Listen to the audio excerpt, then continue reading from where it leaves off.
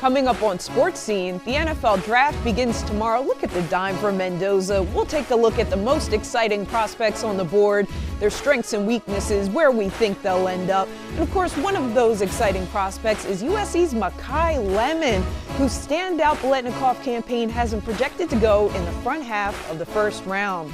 But playoff basketball is back in Los Angeles. Look at the old man getting up. The Lakers are up 2 games heading into Houston. All this and more coming up on Sports Scene.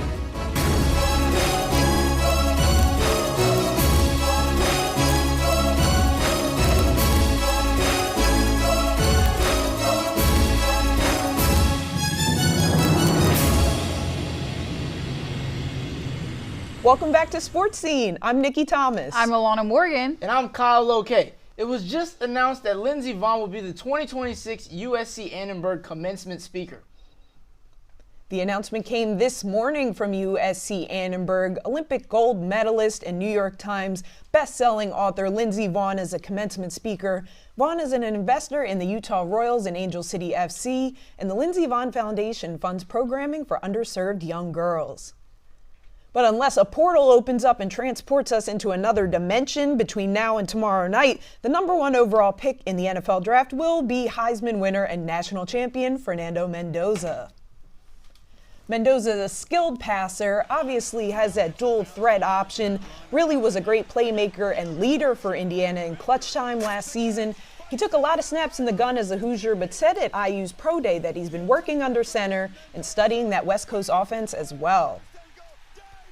As we mentioned, Mendoza led his team to an undefeated season and a national championship victory in his final year, putting up some incredible numbers in his Heisman-awarded campaign. The Raiders are in desperate need of leadership, and they hope Mendoza can fit the bill. Vegas signing Tyler Linderbaum last month, hoping to shore up that offensive line, adding veteran QB Kirk Cousins. That's a solid mentor for Mendoza, working with this dynamic young offense.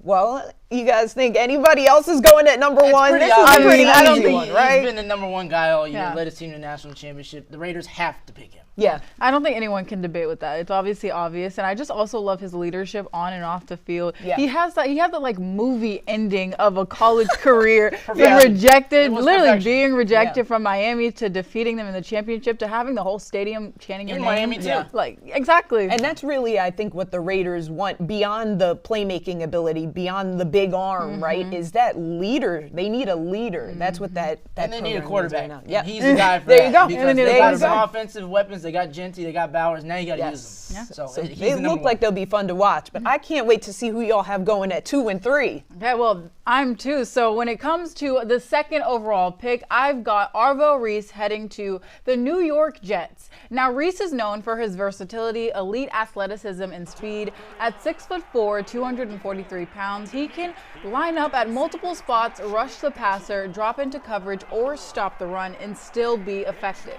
Now, last season, Reese anchored Ohio State's defense with 69 tackles and 6.5 sacks, and the Jets defense struggled last season as well. As a rebuilding team in need of a cornerstone, Reese fits perfectly as a high-impact defender that they can build around. So I want to know you guys' thoughts. How are we feeling about Arvo Reese to the Jets? I like this one. I like this one. I mean, it's been fluctuating a lot. You know what I'm saying? Those top 2, 4, 5, you know what I'm saying? Those picks are moving around a lot. A lot of teams trying to keep it hush-hush, who they want to see. The top 5 is really interchangeable, obviously, with offensive Some guys pieces, and yeah, for defensive. sure. But the second one, I think that's kind of obvious. Yeah, Reese is super versatile. It kind of almost works against him. You sort of think, I guess if you're a team, you know, jack of all trades, master of none, potentially. So I think what he's going to need to do early in his career is decide where he wants to be the most effective and the most explosive and really lean in. Absolutely, Yeah, yeah. and the Jets need some defense, so he's a good fit for that. Reese can be a key foundational piece for the Jets. We'll see if I'm right about the second overall pick. Now, Kyle, I know you have more. What's your pick? Yeah, #3, I mean, this is a guy you must see. It's time to rise up, Red Sea, because I got Jeremiah Love going to the Arizona Cardinals. Now look, Jeremiah Love does damage with 2 things, his right foot and his left foot. At 6 foot, 214 pounds, Love is able to find the gaps easily and break through defenses with no problem. His speed is an issue when it comes to beating opponents to the sideline. He's able to turn and burn like it's nothing. Last season, he averaged 7 yards a carry, which was 4th in the country, and had 64 missed tackles, rushing for 1,372 yards, and finished the year with 18 rushing touchdowns. He has that workhorse mentality that every NFL team is looking to add to their roster, especially the Cardinals. Now, I know you guys obviously are very opinionated about this pick, so I'm waiting to hear what you have to say. I'm actually not opinionated about it. I like the pick. I really like Jeremiah Love. I feel like everyone obviously expected him to be in the top 3. But before we get to that, we have to send it to Liam to break down some X's and O's. Don't draft a running back in the first round, they say. Well, Jeremiah Love is defying those odds, and while he might not go to the Cardinals at number 3 like Kyle says, he will most certainly go in the top 10. So as hard as it is, we're showing love for Jeremiah in today's edition of X's and O's. I'm Liam Irvin. Let's break things down. There's 2 things that this guy does so well. The first one is pretty obvious. It's his big play explosiveness. But a lot of that comes from his vision in the running game. A lot of NFL GMs say you can't go anywhere fast as a running back. Got to set up your play, set up your blocking. Love does a really good job. This is going to be a basic inside zone read right here. The read is off Desmond Stevens, the middle linebacker right there for USC. You're going to see he hops a little bit towards outside of the hash marks, and it gives Love a second to take some patience before going through this gap right here. His center gets into the secondary, puts paws on Stevens. Now you see the sub 4.4 40 speed gets past the secondary. This is the big play that all the GMs are circling. One of the unnoticed things is his blocking capability, though. You're going to see right here, true pass protection situation on a 3rd down, and this is identifying who you need to pick up and laying a big hit to give your quarterback some extra time in the pocket. There's going to be 3 options right here. Eventually, it's going to be number 21 coming off the edge right here. Watch his Love. As soon as he picks up the block coming, he scans through the defensive line. He sees number 21, both of these defensive backs dropping back into coverage, lays a big hit on the defensive back right here. It gives Carr just enough time to deliver an explosive play, minimizing the threat. That blocking capability is something that goes unnoticed. 3,000 yards and 40 touchdowns in 2 seasons for the Irish. This guy just does it all, but I think I'm getting word that Roger Goodell, no, sorry, that's Nicky Thomas, has the 4th pick, so back to you guys. Thanks, Liam. I am not Roger Goodell, but at number 4, I'm taking the purest pass rusher on the board, an offensive tackle's worst nightmare. That's former Texas Tech Red Raider David Bailey. The unanimous All-American led the FBS in pressure rate, recording 14.5 sacks and 19.5 tackles for loss. Not quite as dominant in the run defense, but if you've seen him play, you know he is a quarterback-seeking missile out there, one of the most league-ready players in this draft class. It's tough to find an NFL comp for someone who's so specialized in the pass rush, but we took a stab at it. How about Nick Bottino? Comparable size and speed. Both have a tricky first step that makes them slippery. Bonito's pass rush grade is top 10 in the league, and the upside could be even higher for Bailey. What do you guys think about David Bailey at 4? I think it's a good pick. I mean, for me, it was interchangeable between Jeremiah Love and David It's Bailey. not. But it is because, like, the Titans, look, they're very good. The Cardinals are the worst at the league at the offensive tackle position. That's fine, but when you have David Bailey, I mean, look, the guy's, 6'3", 250. The average offensive lineman in the NFL is 6'6", 320. But there's also been a lot of conversation about Arvo Reese or David Bailey to the Jets as well. That has been a major debate, ongoing conversation. Yep. So I kind of agree. I feel like he could go higher, though, even higher, maybe like top 3. He could take out Arvo Reese place, honestly. We never know. I guess we'll see. It's like interchangeable. But it depends on what you want. Do you want the versatile guy or do you want the guy that's super specialized at doing this one thing? I don't know that anybody in the top 3 picks Jeremiah Love. Maybe the Giants at 5. Adam Schefter said this morning that if the Cardinals stay at the number 3 pick and they don't trade down, they're going to get him. He's the 2nd best player in this draft overall. But for the Cardinals, they allowed almost 60 sacks last year. You need a player that's going to change your organization. Yeah. And a running back cannot change an organization that has a terrible offensive line. When you have a guy like him, yes, you can. Because when have the Cardinals established themselves as a defensive team? I didn't knock your Love pick. I think your Love pick was good. I know, but look. He'll be top 5. He'll be top 5. Top 5, definitely. You know what I'm saying? But let's move on to the number 5 overall pick. Well, with the 5th overall pick, I've got Caleb Downs, the safety from Ohio State, going to the Giants. Now, he's a true defensive chess piece, smart, versatile, was named Big Ten Defensive Player of the Year, has started and starred at 2 elite programs, Alabama and Ohio State, and finished last season with 45 tackles and 2 interceptions. Now, when it comes to Downs, he has an elite football IQ. He reads plays quickly, controls the secondary, and consistently puts his teammates in the right position. But that's enough on Downs for now. Let's shift gears a little bit to team priorities. Liam and Casey, take it away. So that was a top 5 for this year's draft, according to our crew. But Casey, some teams might have a little more at stake this Thursday. We're starting with the Raiders. Yeah, being from Oakland, I have to talk about the Raiders. Regardless of drafting Fernando Mendoza in the first round, they're going to need someone to throw to. Trey Tucker cannot be your wide receiver 1. If they go to a receiver early in the second round, there's a guy like Denzel Boston that might drop there, Omar Cooper, or you go to the third round, Chris Bell potentially, for Kirk Cousins or Fernando to throw to. When you talk about a team that needs some more weapons, the Washington Commanders, they have the 7th pick. They're going to have to wait all the way until the 3rd round. A lot of links to possibly Caleb Downs, possibly Sonny Styles, but overall, they need another weapon in the offensive end to support 30-year-old Terry McLaurin. They're going to be looking to target a wide receiver maybe in that 3rd round. To the Giants we go. We'll stay in the NFC East. Yeah, obviously a big trade that happened this past week. Dexter Lawrence for the 10th overall pick. The defense is already stacked. Where do you think they go at number 10? I think if you talk about John Harbaugh, that this is a thing that would happen with John Harbaugh and John Harbaugh only, and that is drafting more defensive players. They've got a stacked defensive line already. They've prioritized that already. But I think if there's a best player available, especially if a guy like Arvell, like David Bailey falls to them, they will 100% draft them, in my opinion. We've got the 3 teams right here, Raiders, Commanders, Giants. Who do you think has the most to prove out of these 3? Has the most to prove? I think the Las Vegas Raiders. I mean, again, you're taking the number 1 overall pick, and there's kind of a blank open canvas. There's so many positions that need help for the Raiders, whether it be the linebacker position, offensive line that got some more juice this offseason, and then the wide receiver position. How about you, though? I think you got to go with the Giants. After that big trade, a lot to support, show for, new coach, new organization, new program. And after that trade, they're making it known that they're investing in their young future. Yeah, well, we'll see this upcoming week, or tomorrow rather. But now let's send it over to Ashton to see what the chatter looks like online. Sorry. The NFL draft sparked some of the wildest reactions for fans across social media. Let's take a look at how some fans are feeling before night 1 of the NFL draft. So first we have this report from Tom Pelissero talking about Carson Beck. Can't 100% rule out round 1, but believes he'll go round 2. That sparked some reactions from some fans. At Brooklyn Better says whatever GM drafts him that high deserves to be fired on the spot. I'm not going to call for anybody's job here, but I think drafting Carson Beck in round 1 or round 2, you might be out of a job here soon. Then we have another tweet about the New York Giants targeting both a defense and an offensive weapon for Jackson Dart.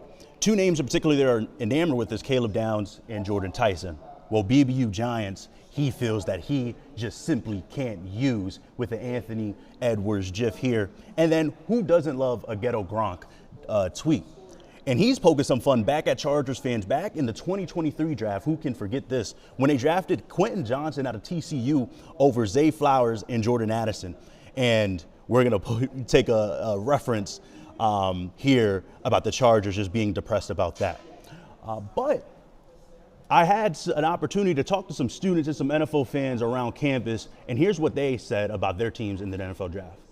Low-key, I was a big fan of, obviously, Makai Lemon here. I really hope the Rams would draft him. He could stay local, represent LA. I think that would be cool.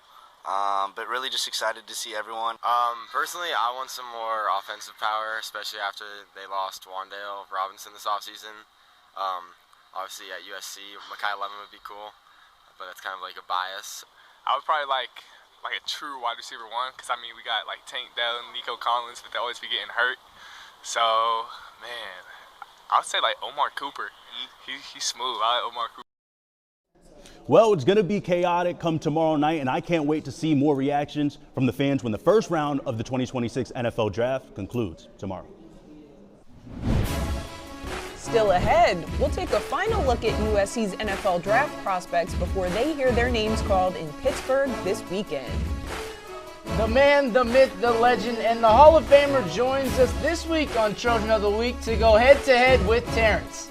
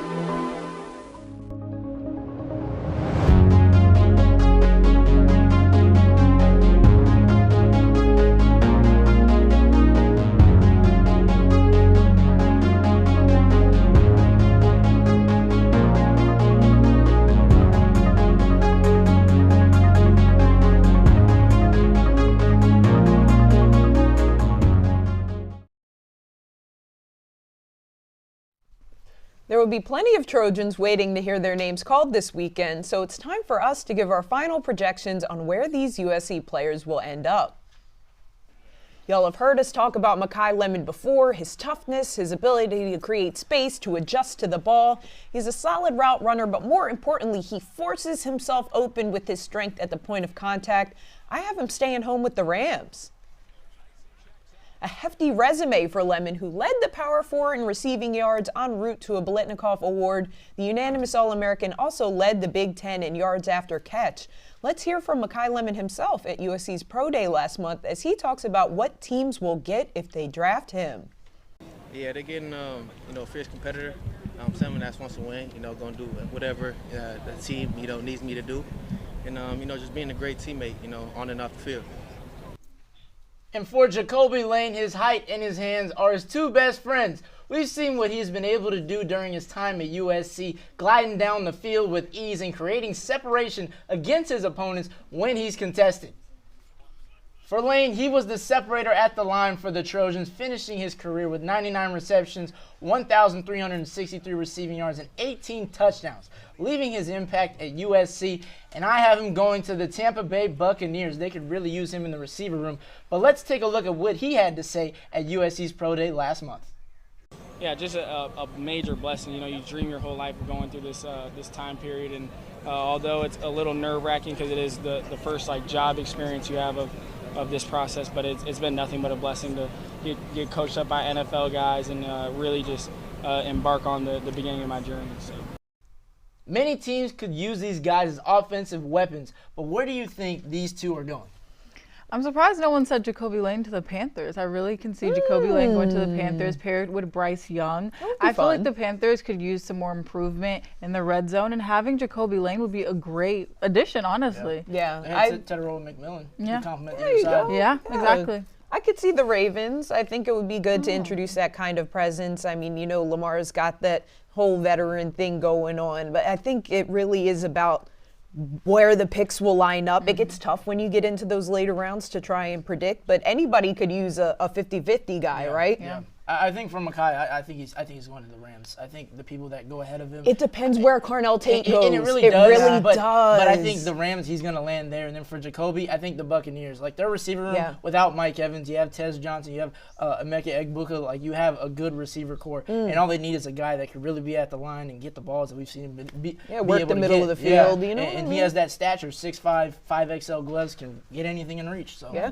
absolutely. Did you say Jacobi to the Ravens? Yes. I see Makai to the Ravens. Interesting. Oh, interesting. That should be interesting. That'd be a drop. Yeah. Well, now when it comes to the Trojans in this year's draft, we talk a lot about Jacobi Lane and Makai Lemon, as we mentioned, but there's more, starting off with Lake McCree. Now, McCree is another intriguing prospect and tight end known for his polished route running and ability to create separation using tempo and positioning, while also bringing versatility as both a receiver and blocker. He is projected as a day 3 pick.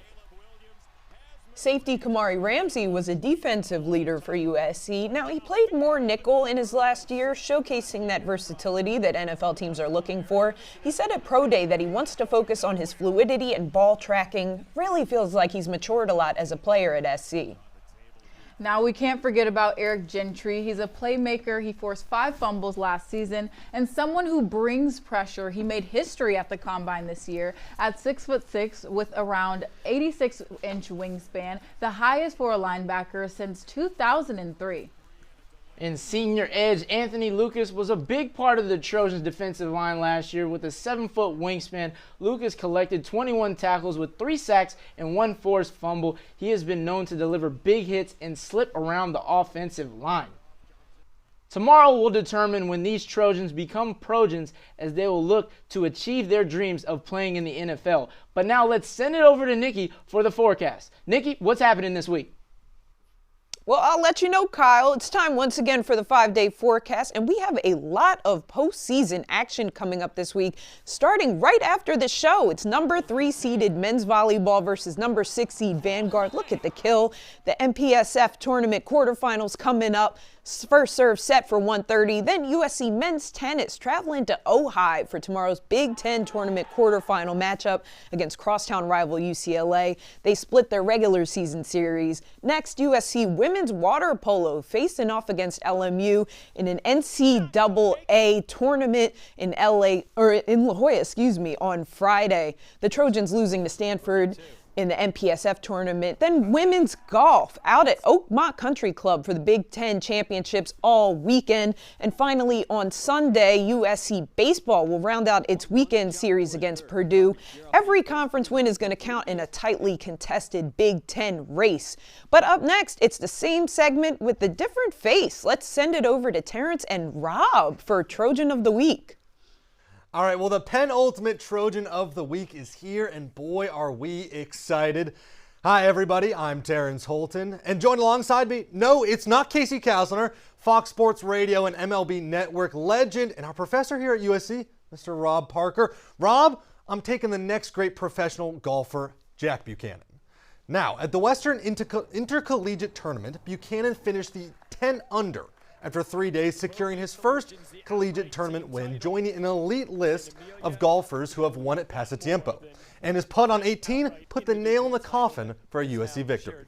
All right, Terrence, here we go. Start spreading the Newport news. Oh, wait a minute, that's our hometown. The track star I'm picking is Madison White.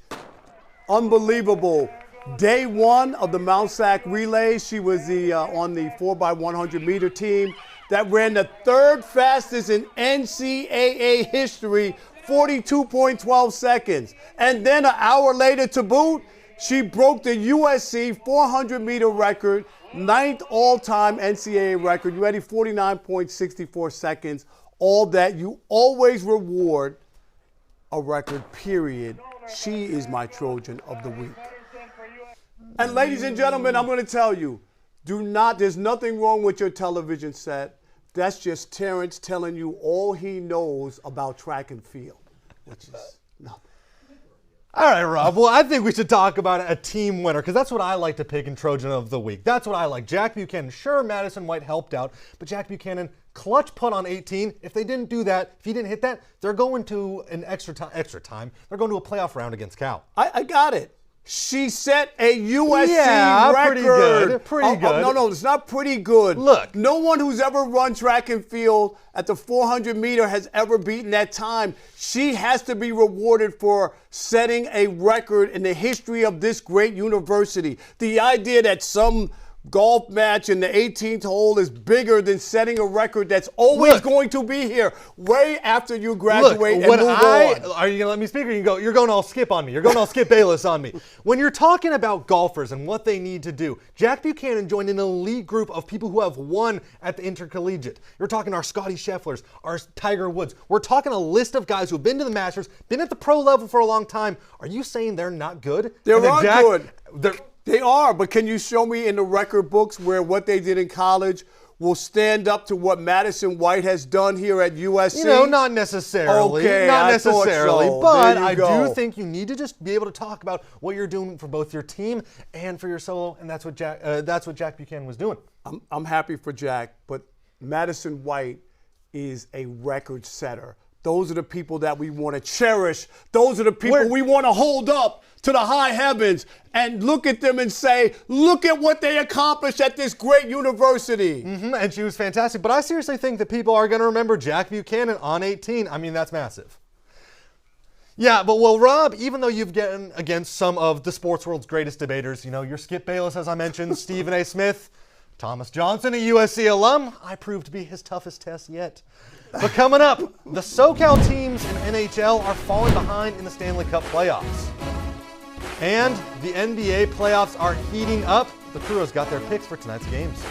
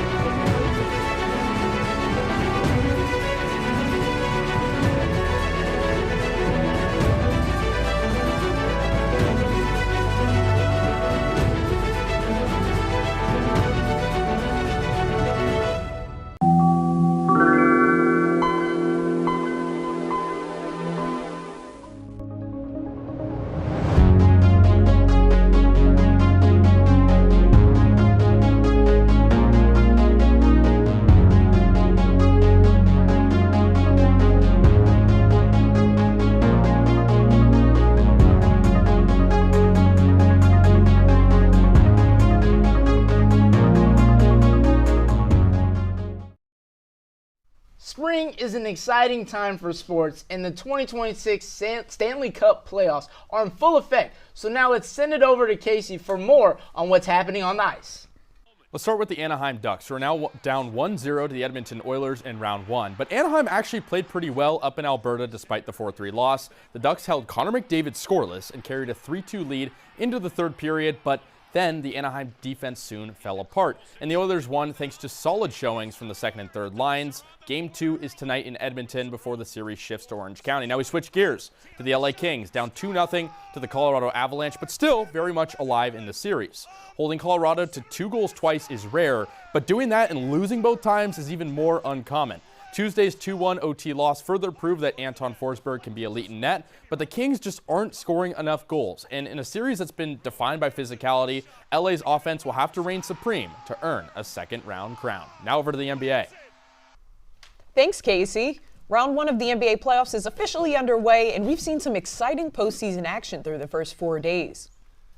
The Lakers have been protecting home court without Luka Doncic and Austin Reeves, winning the first 2 games at home against Kevin Durant and the Rockets. Last night, Marcus Smart dropped a 30 ball, pushing the Lakers past the Rockets 101-94.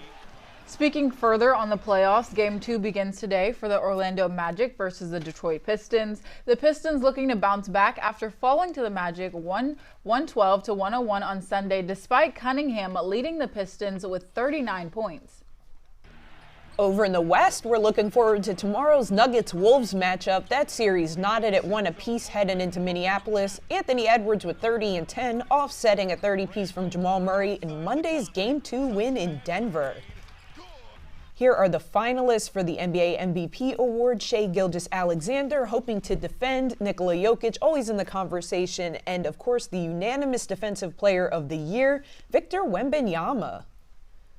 Alana, Kyle, I want to know what teams have surprised you most through these first few games, but I have to talk about the Sixers, right? Come on. Coming into the Garden without Joel Embiid and saying, look, this is our time to shine. I love the effort from VJ Edgecombe.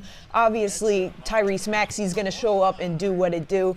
But those sort of like wing players, the Quentin Grimeses, the Justin Edwards, they've been showing up. 29 points, series tied 1-1. I think for me, it's been the Blazers and the Spurs.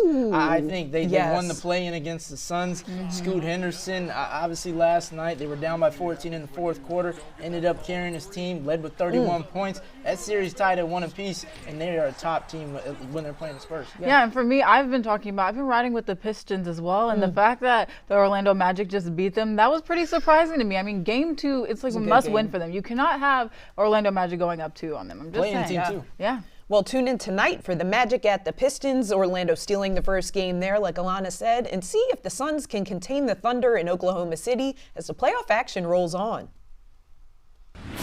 We've got one more show to go, but that's a wrap on this week's episode of Sports Scene. I'm Nikki Thomas. I'm Kyle Loke. And I'm Alana Morgan. Make sure to follow at ANN Media Sports on Instagram and X for all of our USC sports coverage. We'll see you next week.